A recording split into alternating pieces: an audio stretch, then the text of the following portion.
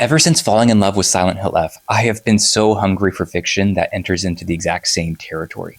And Lonely Castle in the Mirror also has a girl with a wolf mask on the cover. And it gets into the exact same stuff as Silent Hill F, just in a non-violent mode. The protagonist Kokoro is a middle school student in Japan who cannot bring herself to go to school. Her stomach seizes up. She's just full of this existential dread, and it's an impossible thing for her because of this conflict with another student, that this trauma. And how do you break out of that trauma? How do you stop being locked into this claustrophobic space with this enemy figure on the outside?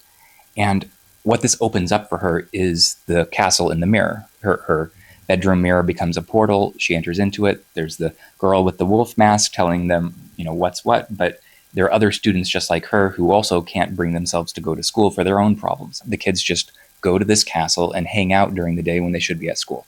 And so this becomes this fantasy space, this void within reality, where these kids can actually interact and push past these difficult, intractable positions of their current lives. It's learning how to be social and how to connect with one another when that mode of connection is severed. And so this is very much the same stuff of The Last of Us 2. Like you're stuck in this intractable position. How do you break out of it? How do you connect with one another? And, broadly speaking, and clearly throughout the book, it's through love.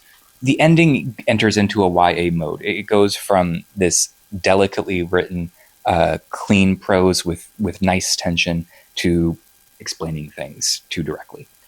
So you do have to treat that part of it with a bit of a light touch, I think, to enjoy the book. But it does enter into a nice layering that I won't give into the details of, but does give some interesting food for thought that makes it worthwhile to talk about in the same space of Silent Hill F and The Last of Us 2. So the real value of the book is entering into Kokoro's position and feeling the tension, the inability to connect with the world, her hatred towards this person who's upturned her life, and the necessity to connect with other people and the huge difficulty of that. That's the huge value of this book.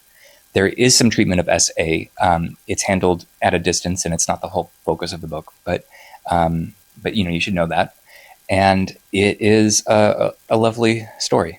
If you have a recommendation for other Silent Hill F-esque fiction, please let me know in the comments. I know the writer of Silent Hill F has an anime and manga that I've not looked into.